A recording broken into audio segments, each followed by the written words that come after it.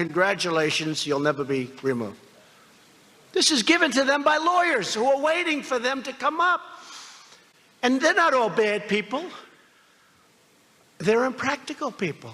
But in a way, that's cheating, because they're giving them statements. They're not coming up for that reason. They're coming up for many other reasons, and sometimes for that reason. There's been a 1,700% increase in asylum claims over the last 10 years. Think of that. Think of that. We're a great country, but you can't do that. Smugglers know how the system works. They game the system. They game it. It's so easy for them. They're smart. They didn't go to the Wharton School of Finance. They did. But you know what? They're really smart. The United States has just surpassed Germany as having the most asylum seekers of any nation on earth. Can you imagine that? Can you imagine? And Germany, we talk about Germany, they allowed millions of people in. And by the way, their crime from the time they started is up more than 10%, and that's one of the reasons it's at that level, is because they don't like reporting that kind of crime, so they put it down as different kind of crime. But their crime is up more than 10% since they started taking them in. I heard somebody said that crooked Hillary Clinton was questioning that statistic. She said, it's not true, it's not true. Didn't she already have her chance? I mean,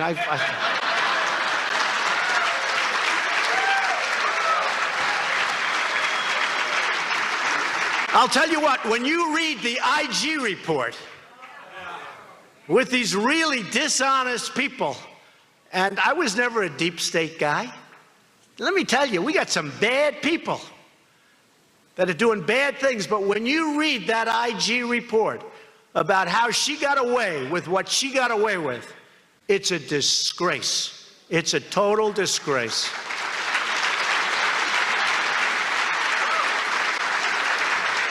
And you ought to see the hearings that are right now on television, but that folks are being, they're going on to the mainstream fake news media. They want to focus on immigration because they want to keep the cameras away from the hearings, because those hearings are not good for them. In fact, they're a disaster for them. The whole thing is a scam. It's a scam. And what's happened is a disgrace. So we have a House that's getting ready to finalize an immigration package that they're going to brief me on later, and that I'm going to make changes to. We have one chance to get it right. We might as well get it right, or let's just keep it going, but let's do it right. We have a chance.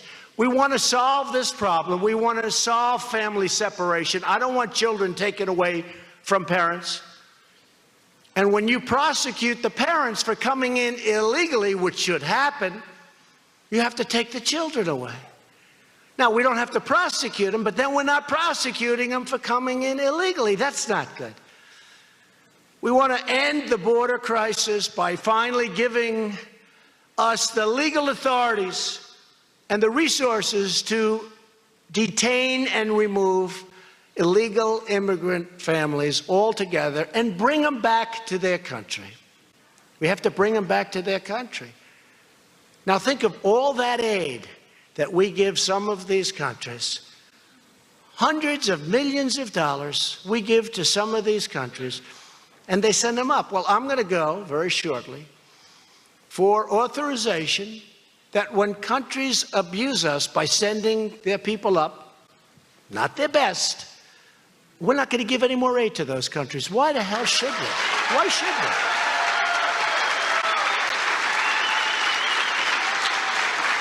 So this is a responsible, common sense approach that all lawmakers should embrace, Democrats and Republicans. And remember, we need the Democrats. People say, oh, you have the majority. Well, in the Senate, we have one, but you need 60.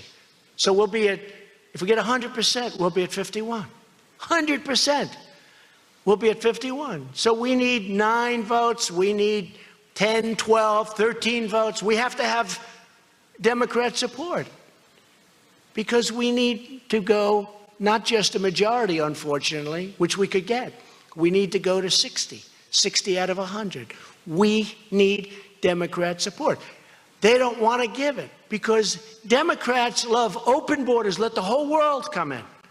Let the whole world, MS-13 gang members from all over the place, come on in. We have open borders. And they view that, possibly intelligently, except that it's destroying our country. They view that as potential voters. Someday, they're going to vote for Democrats because they can't win on their policies, which are horrible. They found that out in the last presidential election.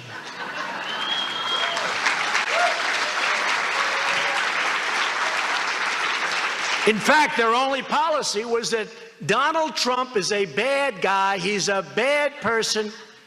Vote against Trump. And they said it so many. There's hundreds of millions of dollars of negative ads. Nobody's ever been hit like that. I used to go home. I started disliking myself. It's true. I said, man, am I that bad?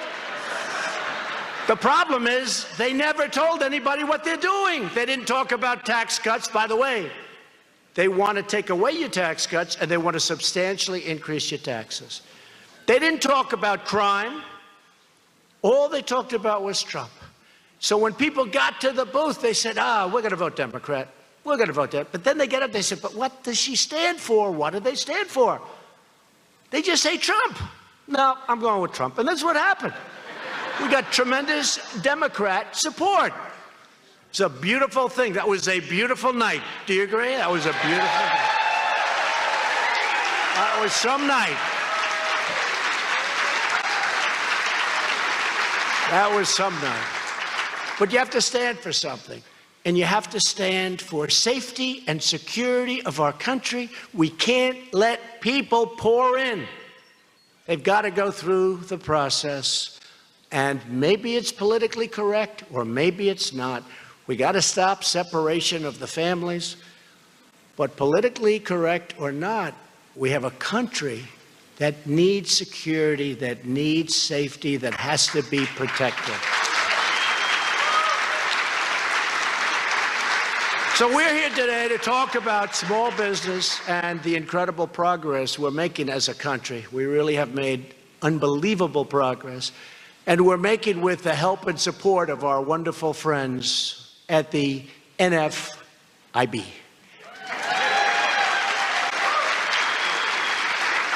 And you've heard these numbers. And if I would have said these numbers during the campaign, the fake news would have said, this is the most ridiculous. I wouldn't have said these numbers. I would have said half. Who would have known? But things have kicked in better. And as an example, you saw the poll that was recently taken, small business poll, the most optimistic in history, in the history of the poll.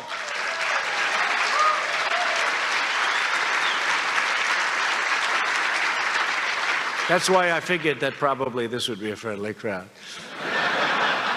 But nobody would have believed these numbers if I said them during the campaign. We have created more than 3.4 million new jobs since Election Day. 3.4 million. Think of what that means. And by the way, we do need people coming through the border. We do need people. And again, we want people, you know, I have a lot of companies moving in, big companies. You look at Foxconn in Wisconsin, they're coming in. They need thousands and thousands of people. Chrysler is moving from Mexico back into Michigan. Many car companies are coming back into our country. Many companies are coming back. They're coming back from where they went. Now they're coming back because of all of the things we've done with regulations, with tax cutting. But we need people to take care. We have the lowest unemployment rate, 3.8%. We need people. So we want people to come in, but they have to be people that can help us and can help these companies fulfill what they want to fulfill.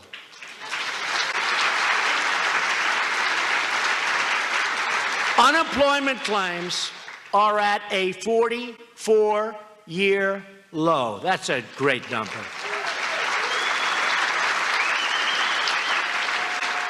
Maybe the one that makes me happiest is this.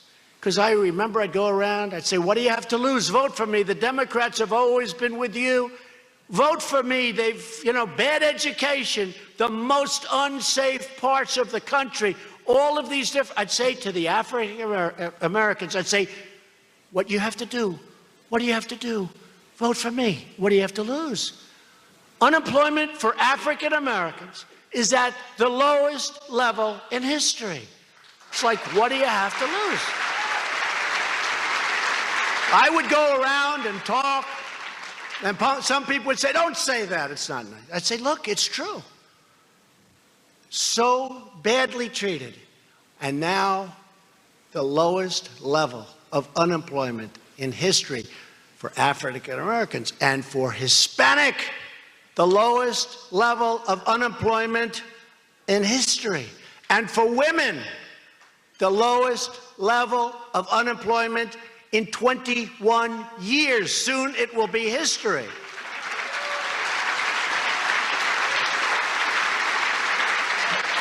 Just like I promised during the campaign, our economic policy can be summed up in three very beautiful words, words that you probably know better than anybody in this country: jobs, jobs, jobs. And I shouldn't say this to the people in this room because you'll end up not having liked my speech. But wages for working people are finally, after 22 years, rising again in our country. I'm sorry to do that to you.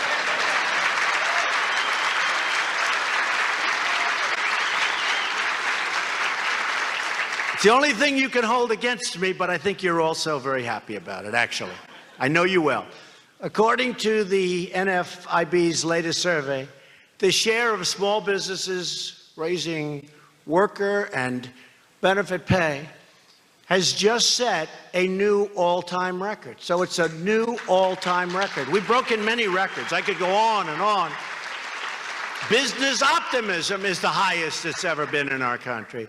That means more hardworking Americans are able to support their family, contribute to their community, and live the American dream.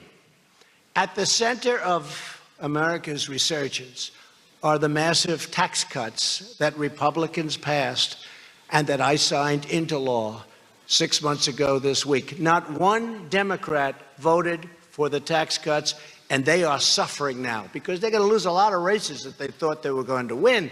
They wish they had that vote to do over again. We have numerous states for Senate where I think they're going to be in big trouble.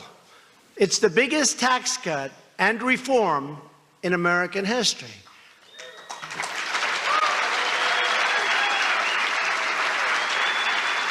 And you know the story. Not since Ronald Reagan have they done any major tax cutting. And they've wanted to many, many times. I tell this story all the time. I said, I don't understand it. Cutting taxes should not be hard to sell, right? Is there anything easier? We're going to cut your taxes, and you can't get it through. So the leadership came to my beautiful Oval Office. It is a beautiful office, great office. And they talked about the tax reform. I said, what's the word reform?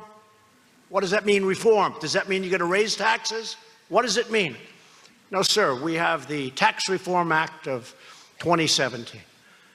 I said, no, I don't want to go reform. Nobody knows what reform means. Then I look back at all of the times they tried to pass tax cuts. They don't use the word tax cuts. They use the word tax reform. I said, nobody knows what reform means.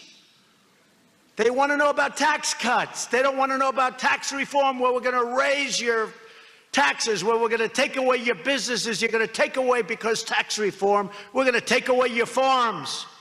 They don't want the word reform.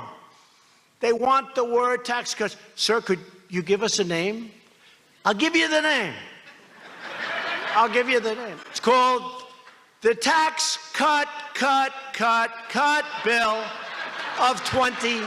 That's what it's called. Right?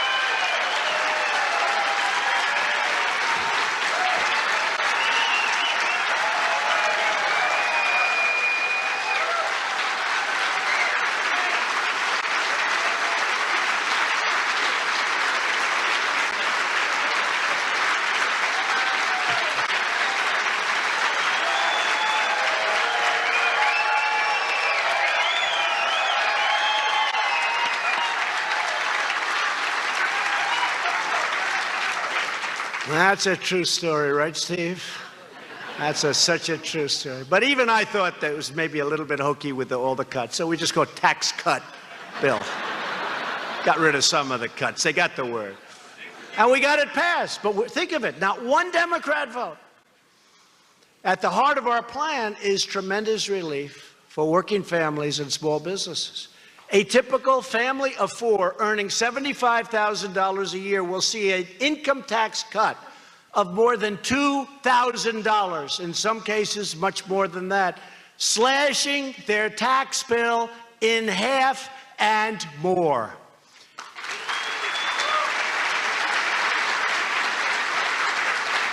We delivered a historic victory for American small businesses by allowing you to deduct 20% of your business income. People were shocked.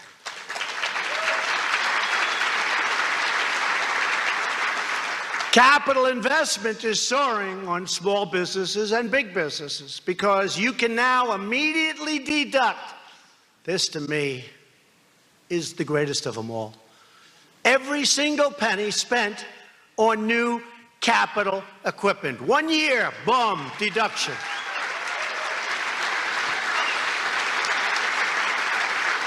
I think that's going to be the star. As you know, we're also bringing back trillions of dollars from offshore that we couldn't bring back. Companies were unable to do it from a tax standpoint, the amount they had to pay, and almost more importantly, it was just very hard to do.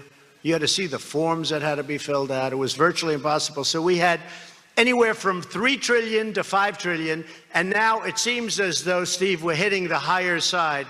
Companies are pouring money back into our country, bringing it back from overseas, investing it here. Apple just announced recently they're going to spend $350 billion on an incredible campus and new facilities all over the country. They're bringing money back, and like nobody ever thought before.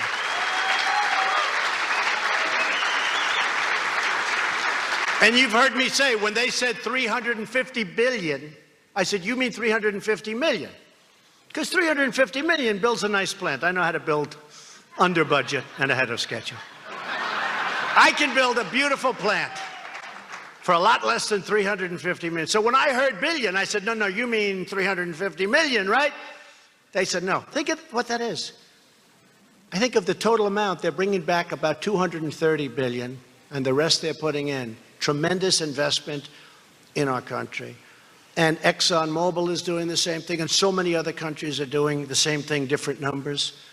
It's incredible what's happened. I still say, however, expensing, 1 year, expensing will be the star of what we're doing. We exempted more small business owners from the alternative minimum tax, which you know very well was an enormous waste of your precious time and your very hard-earned money. That was a disastrous tax. And from now on, most small business owners will be spared from the deeply unfair estate tax that I talked about. And I'm so proud of that, because you're all keeping your businesses. The family, the farms, you're keeping your businesses.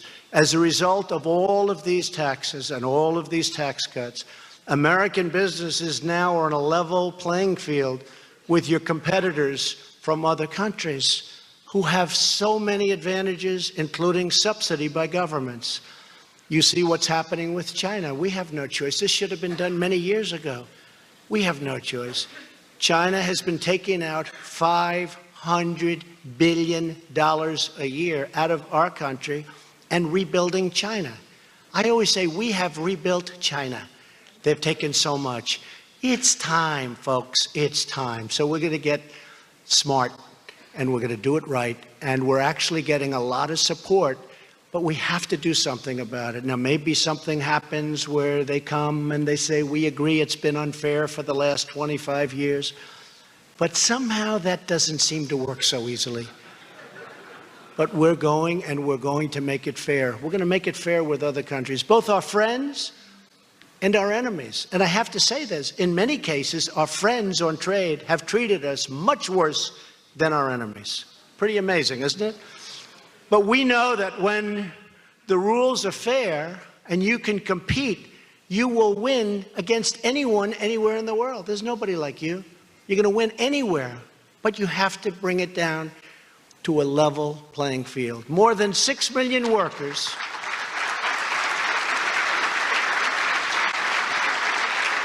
have already received a bonus, some by you people, or a pay raise, or retirement account contribution, or a new job thanks to these tax cuts.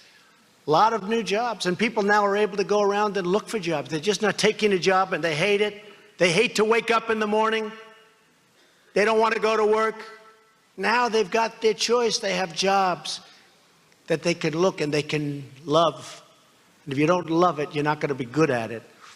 Millions of Americans are now saying, and really saying to everybody, that they're saving money on their monthly utility bills. As a result of our business tax cuts, over 100 utility companies have lowered their prices, saving Americans an additional $3 billion a year.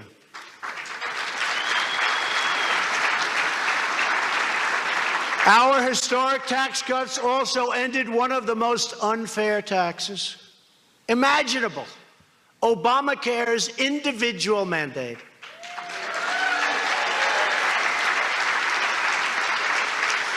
Government will no longer punish you if you cannot afford Obamacare's sky-high premiums.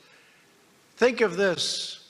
You pay a lot of money to the government in order not to have to buy in health insurance. Think of that. So you're paying money so that you don't, it's a penalty. Incredibly, it was allowed. But you're paying money so that you don't have to buy health care. That was a beauty. It's over. It's gone. It's done.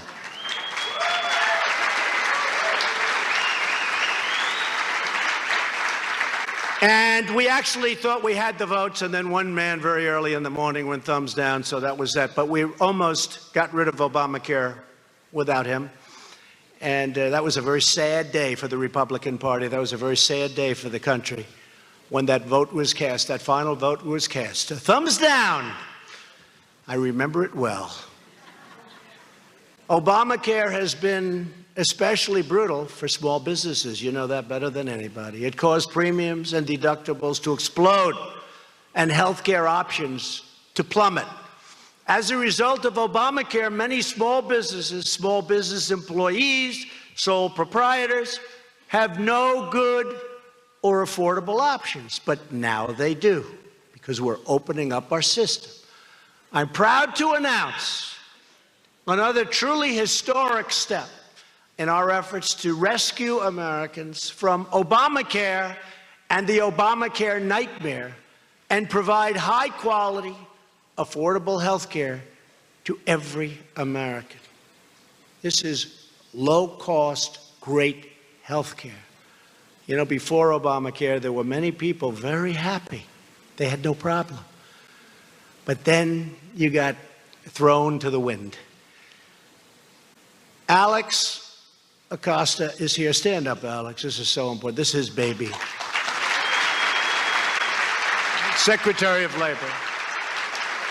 Alex and the Department of Labor are taking a major action that's been worked on for 4 months now, and now it's ready, to make it easier for small businesses to band together to negotiate lower prices for health insurance and escape some of Obamacare's most burdensome mandates through association health plans.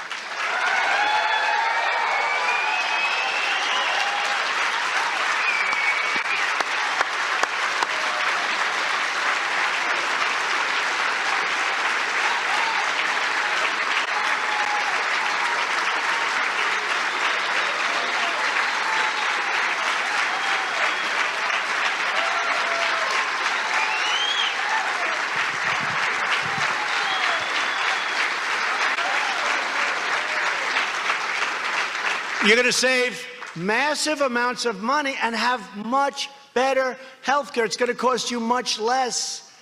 It's going to be, I think, fantastic. And it's very comprehensive. I will tell you, a lot of people Big percentages of this country are going to be doing that. In fact, while you're in the room together, shake hands, form an association. Good luck.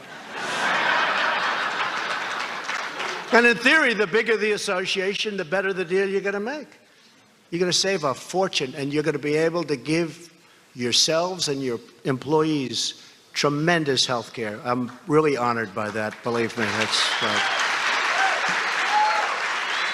With this action, businesses in the same state or businesses in the same industry, not just the same state, anywhere in the country. Remember, I used to say during the debates, cross state lines so you can negotiate. You now can cross state lines so you can negotiate.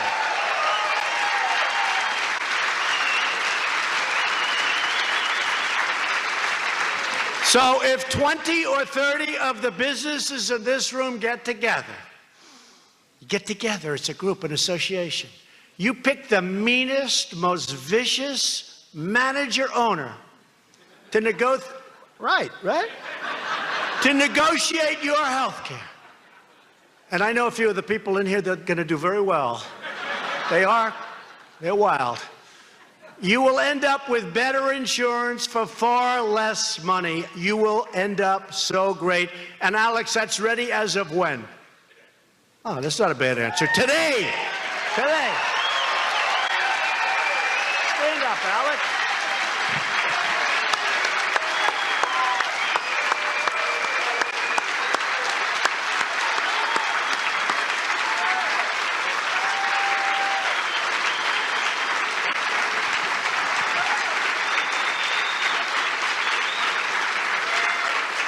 I'd call our Secretary of Labor, and they'd say, sir, he's very busy. I said, wait a minute, I'm President of the United States. What do you mean? They said, he's working on health care.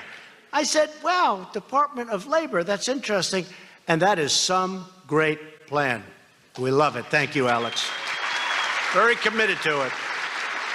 And he's now working on an expansion of that, including even larger groups of people. So that's really something that's also going to be very exciting. For the first time ever, sole proprietors will be able to come together and buy lower-cost group insurance instead of getting ripped off by this disaster that we all know as Obamacare. These actions will result in very low prices, much more choice, much more freedom, including, in many cases, new opportunities to purchase health insurance. You'll be able to do this across state lines. That was such a big thing. I'd say, Alex, I want to cross state lines. He said, don't worry about it.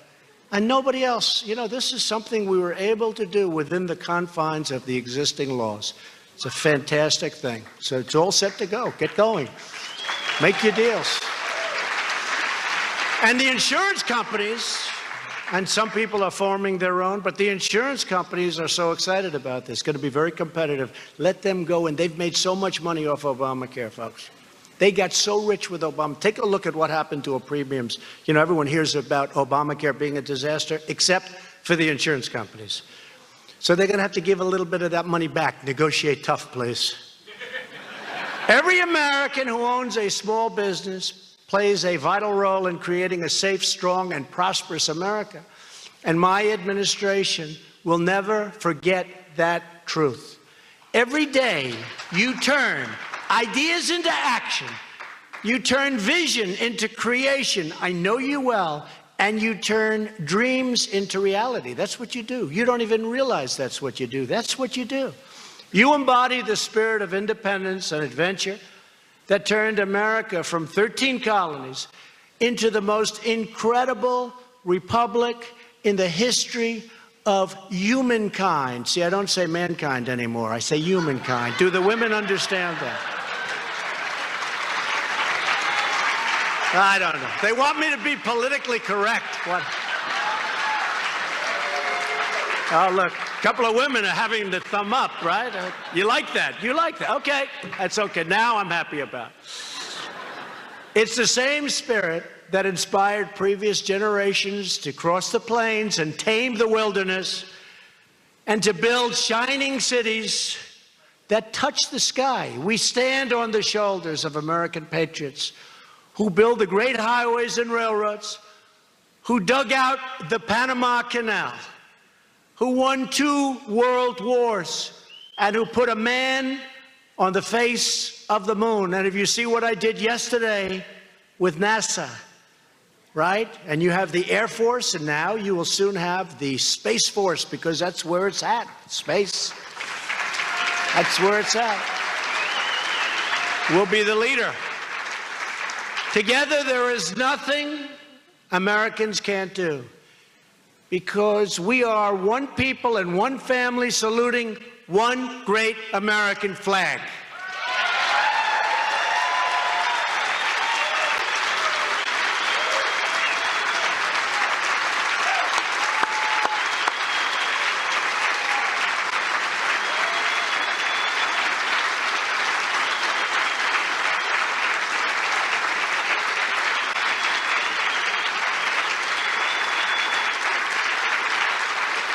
Thank you. Our future has never looked brighter, and that's because of the hardworking Americans like you and millions of small business owners who took the chance to do what they love, to follow their hearts, and to chase their very beautiful dreams. You are the ones who are shaping our industry. You are the ones who are shaping and restoring our prosperity. We are restoring our prosperity. You've seen GDP. You see what projections are. Who knows? But numbers that nobody ever thought possible. I look so forward to seeing some of those numbers. But you see what projections are. People are projecting numbers like nobody thought even possible. Numbers that I would likewise, like I wouldn't have said on jobs, I wouldn't have said on growth, I wouldn't have said. Let's see what happens. But we're doing well as a country. And you're the ones truly who are making America great again. So happy anniversary. God bless you. And God bless the United States of America. Thank you very much. Thank you.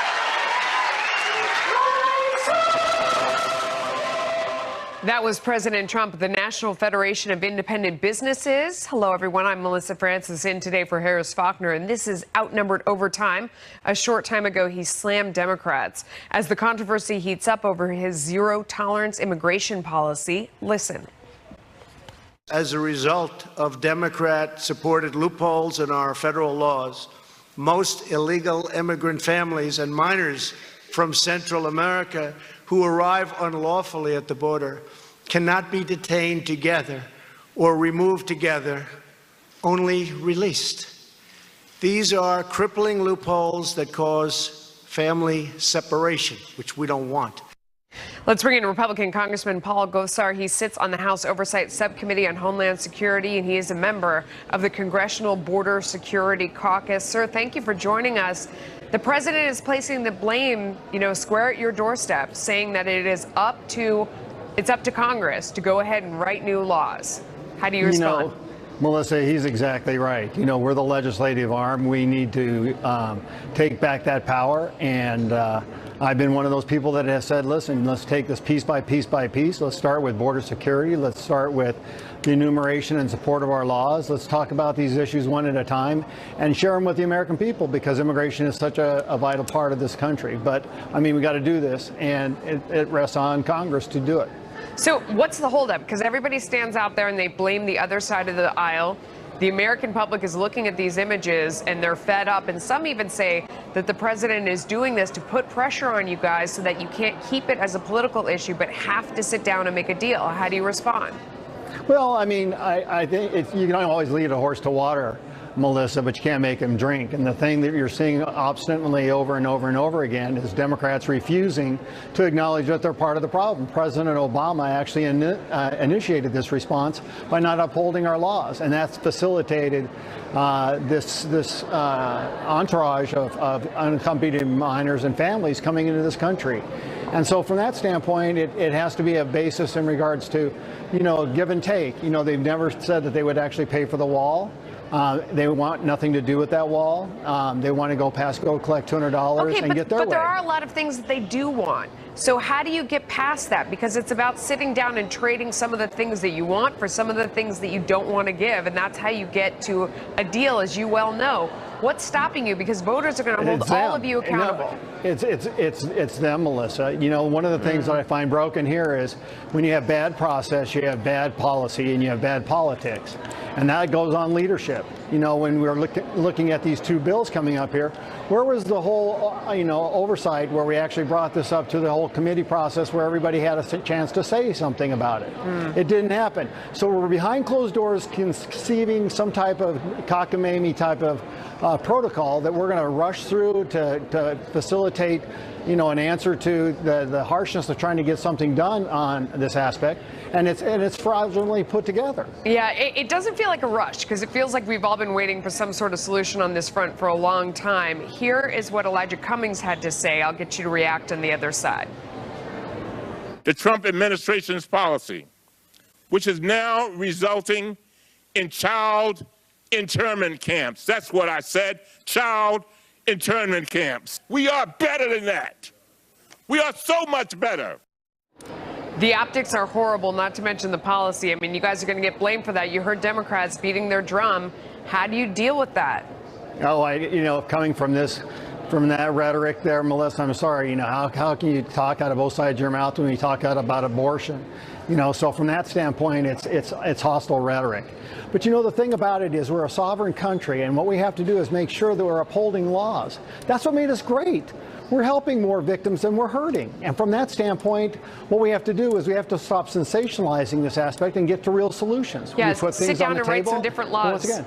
Yeah. Absolutely right. Yeah. Absolutely right. Thank you for joining us, sir. We appreciate your time. Now joining me for more on this topic is Fox News digital politics editor Chris Steigerwald. Everybody's pointing their finger at the other guy. I laughed out loud so hard when you said to him, why can't a Congressman Gosar, why can't you sit down and work together? And he goes, it's them. And it blurted out of his mouth. No wonder Congress is so terrible. No wonder we have such an awful Congress. If that's the pervasive attitude, we have a situation where you have both sides in agreement. We're at 70% on these issues. These are politically simple issues outside of primary elections. But within primary elections, they are highly complicated because about a third of the Republican Party, 25 to 30 to a third, quarter to a third of the Republicans won't go for anything. So the Republicans can't agree on anything to even make an offer to the Democrats. What makes the situation so perilous for both sides, for these children, for the country, all of it is, show me where the roadmap is. Show me a way through this that somehow these two, he used the phrase cockamamie, he's right, these two cockamamie political parties can figure out a way to govern the country. Well, it seems like the president has come to that same conclusion, and maybe he's doing all this to turn up the heat high on the politicians in Congress who don't want to make a deal because they're holding on to this for political reasons. Will it work, or is it backfiring right in his face? Maybe he doesn't care. Well, look, you're here talking about moral and ethical questions. These are not political questions. Is it appropriate? Look, a moral case can be made that telling people that they cannot come to the United States and they are not welcome here, and that if you come, you will be separated from your children as part of processing. You can say that, and there is a way that you could have it be morally supported. But the reason that you have people from the Roman Catholic cardinal in New York to the Southern Baptist Convention that agree broadly that this is an inhumane practice, that you cannot continue to do this, is because at the very least, at a minimum, it was so badly executed at the beginning to create these horrific images, and the communication, and by the way, the dysfunction within this cabinet and between the president and his cabinet members, particularly the Attorney General and the Secretary of Homeland Security, has turned this into a dog's breakfast, and they're starting to fix it up, but they did not lay down the moral predicate and they did not do the preparations necessary. So on that note, I mean, maybe this is the deed that Jeff Sessions could finally be fired over. I mean, to go down there, you look horrified? I don't know. I don't look horrified. I'm shocked. Like, I would get fired over. He's going to get a brevet colonel. He's going to he'll be made double secretary of, or he'll be made double attorney general. I don't know about that. I mean, to go down there and use that scripture, not understand where it's been used before, not care. I don't know if you give him the benefit of the doubt. Do you think that the president's base could love Jeff Sessions any more right now? Do you think that 30% of the electorate could love him any more than taking this hard a line? Because this will work, by the way. If you don't want migrants coming to the United States, this will be whether it's moral or immoral is for every American to decide, but it will be highly effective. I promise you that. I don't know. A lot of his base knows their scripture well, and that is a passage that is right next to love your neighbor, and to hear it used in that context was not okay. So well, I don't know. I mean, that's a big part of his base. I don't know. I think Jeff Sessions is on his own. That's for everybody to decide in their own heart. But I put it this way. Okay. I don't think that it makes it more likely that the president fires him. All right, Chris Tyrwell, thank you. You bet. Inspector General Michael Horowitz continuing his testimony before the House, detailing his report on the FBI's handling of the Clinton investigation and the apparent bias of some FBI agents. Fox News alert: the DOJ's watchdog facing another round of tough questions on that bombshell Hillary Clinton email investigation report. Today it's the House as two Republican chairmen drill down on the text messages from FBI agent Peter Strzok and former FBI employee Lisa Page, and whether their apparent bias against President Trump may have impacted not just the Clinton investigation, but also the Russia investigation. The lead FBI agent says he will stop Trump from becoming president. This is 2 weeks into an investigation. I thought this was completely antithetical to the core values of the department and extremely serious. Do you believe the political bias shown by this text had an effect on the initiation of the Russia investigation? That's a matter we've got under review and are looking at right now. Let's bring in Republican Congressman Steve Russell of Oklahoma, who sits on the Oversight Committee. Sir, thank you for joining us. What did you learn today from Mr. Horowitz that you didn't already know? Well, I think what's key here is that on one side, they're seizing upon this thing saying that the prosecutors did not act with bias on their conclusions. But what is really apparent in the hearing this morning is that the investigators, several who were completely biased in favor of Mrs. Clinton, gave the evidence to the prosecutors to act on. And they were very vitriolic against President Trump, then candidate Trump, and they clearly cast a cloud over the evidence that they provided to the prosecutors. So where does it go from here? Because some say that the natural progression is to now look at these same folks and how they behaved with respect to President Trump in terms of the Russia investigation and see if in that instance they did act on their bias. Well, in fact, that's one of the ongoing things that you saw Inspector General Horowitz comment on, that with the Russia investigation is going to be looked at in depth. Clearly with the statements in the text and emails that they had a insurance policy that they were going to stop it, which was his becoming president of the United States. That clearly shows a bias that strikes at the heart of the core values of the Bureau of Investigation and our judiciary. This is what the American people are so upset about. One standard for one group, but a different standard for another. Do you want to ask them what they meant by that, or do you feel like you know? I mean, Inspector Horowitz said, that he heard their answers and they're included in the report. Do you want to hear for yourself? Well, I do have a series of questions that I will be asking as soon as we get back from the break. Namely is, although prosecutors in their determination may not have acted with bias, could their opinion be biased by biased evidence that was brought to them by the investigators? And all evidence in the report seems to suggest that it did. A lot of people have said that there are two higher ups, that these two went around. Page and Strzok went around two senior officials in order to deal directly with Andrew McCabe, and that's Steinbeck and Priestap. Do you want to hear from those two? Well, we would like to hear more. Look, when you have, it's not a matter of Mrs. Clinton or Mr. Trump. It's a matter of, can we trust our law enforcers and the FBI to conduct investigations? Can we trust our judiciary to be unbiased? I served as a soldier since I was 18 and then entered a political life after retiring from the service. we have political opinions, but we always put the nation ahead of ourselves. Here, we have the American people that have been shaken in their confidence about our highest judiciary aspects of government. What did you think about the tone from Inspector Horowitz? I mean, do you feel like he understands how serious this is? You know, he said it was really disturbing. Do you feel like he's getting to the heart of the matter, or, you know, do you feel like there was a long period of time where people thought Comey was a straight shooter? That turned out maybe not to be the case. You know, how do you feel about Horowitz himself at this point?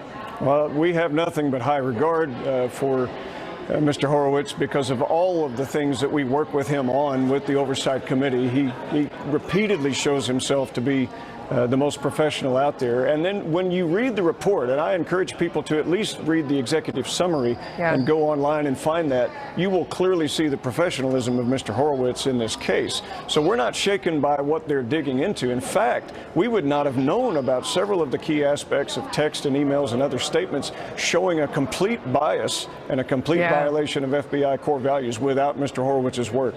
No, it's very true. He turned up many more email texts that were shocking. Congressman Russell, thank you for your time. No, thank you. Earlier this hour, President Trump weighing in on the controversy over his administration's zero-tolerance immigration policy. But some in his party are now asking whether the issue is going to hurt or help the GOP going into the midterms. Policy could impact the midterm elections. Some top GOP lawmakers say the party should be spotlighting other issues like tax reform and the booming economy in an attempt to appeal to voters. But a new Quinnipiac poll shows the majority of Republicans actually support the policy, separating migrant children from their parents when coming into the country illegally. Let's bring in our power panel. Dan Henniger is deputy editor for the Wall Street Journal's editorial page. Judy Miller is a Pulitzer Prize-winning investigative reporter and author. Both are Fox News contributors. Dan, I'll start with you. What do you think? Does this help or hurt? I don't believe that Quinnipiac poll for a moment. You know, there's a great old film comedian W.C. Fields once said, "Never do scenes with children or animals. I remember that. You will never win." And so what's going on? Someone should have told the White House, you want to fill the television screens night after night with films of sobbing children? Yeah. You can't win that way. And so the Republicans now have to find a way, I think, to at least pull back from that policy. And even the White House itself is proposing laws that will allow these families to be reunited again. But the president knows a lot about marketing and optics. You don't think there's a chance, and Judy, I'll ask you, he's intentionally filling the screens with these videos to force Congress to act? Well, I think that's the rationale. That's the justification for what they're doing. But I agree with Dan. One, I don't think it's going to work. The American people aren't going to buy it. Why won't they get off their bottoms and get out there and write new law? Well, because it's not about that. I mean, no one has been able to get the Congress to move on this issue because there are too many divisions within both the Republicans and Democratic parties. But that's how you make a issue. deal. That's how you make a deal when both sides have something they really want and they have to give up something they don't want. It's the perfect recipe. Add some pressure, boom, everybody sit down, make a deal. But you know, the parties are so polarized now. It's a good question, Melissa, in my mind, to Julie's point, whether the parties are able to do deals on large issues like this anymore, or whether they should be doing smaller incremental pieces rather than bringing so much politics into it. Well, then why don't they get together and do a smaller incremental piece? I mean, and also, you know, they said nobody was going to get any traction on North Korea. I mean, they should be looking at these pictures night after night. You don't think they feel the heat to sit down and do something? Oh, I think eventually Donald Trump is going to back away from this policy and blame the Democrats for it. That's what I think is going to happen. He's going to find a way to make this all the Democrats' fault. That's what they're trying to do now. It's not working. He may win as a matter of legal nicety or unnicety, but he is going to lose in the court of public opinion. You cannot have every first lady or former first lady in the country out there and some key Republicans saying we can't do this and have this stand. Maybe he doesn't care about the court of public opinion. He's trying to actually get legislation written. Well, I think he should care about the court of the House of Representatives as it's in next January. He would like to retain control of the House. And we're not talking about a national election in November. We're talking about all of those Republican seats being up for But maybe he's thinking about that. I'm just being the devil's advocate here. Maybe he's thinking about that, and a deal is exactly what would help these guys. Judy, last word. A deal would help these guys. Everybody. But the fact of Do the it. matter is, I'm not sure it's possible. I think they're going to figure that out, too. All right. Well, they better do something. Thanks, guys. Thank you, Melissa. I can't understand why people don't like Congress. We'll be right back.